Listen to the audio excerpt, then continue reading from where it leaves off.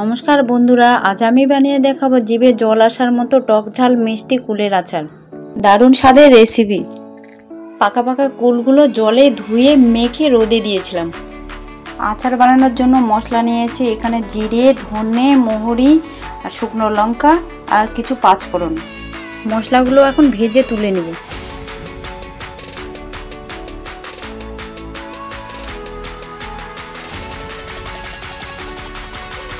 পাঁচফোড়নগুলো আলাদা করে ভেজে গুঁড়ো করে নিব, সেগুলো নামার সময় দেব।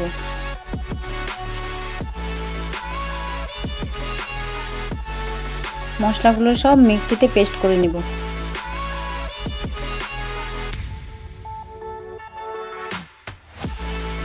মশলা পেস্ট করা হয়ে গেছে, এবার বাটিতে ঢেলে নিব। পাঁচফোড়নগুলো আলাদা করে পেস্ট করে নিব। কুলের আচার বানানোর জন্য আমি 1.5 কিলো আখের গুড় নিয়েছি। আমি কড়াইয়ে কিন্তু তেল দিব না, এবার আখের গুড়গুলো দিয়ে দিব। গুড়গুলো ভালোভাবে নেড়ে ছেড়ে ফুটিয়ে উঠলে এবার কুলগুলো ছেড়ে দিব। সম্পূর্ণ কুলগুলো দিয়ে এবার নাড়তে থাকবো। এখন অনবরত নাড়তে থাকবো, কারণ লেগে যেন না যায়। আচারগুলো এবার নেড়ে ছেড়ে আমি ভাজা মশলা পেস্ট করে রেখেছিলাম, এগুলো দিয়ে দিলাম।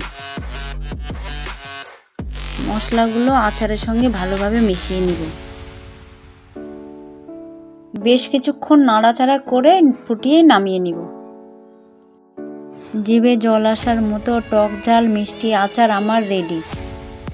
আচারগুলো ঠান্ডা হয়ে আসলে এবার গুঁড়ো করা পাঁচফোড়নগুলো দিয়ে দিব। এবার বাটিতে ঢেলে নিব আমি।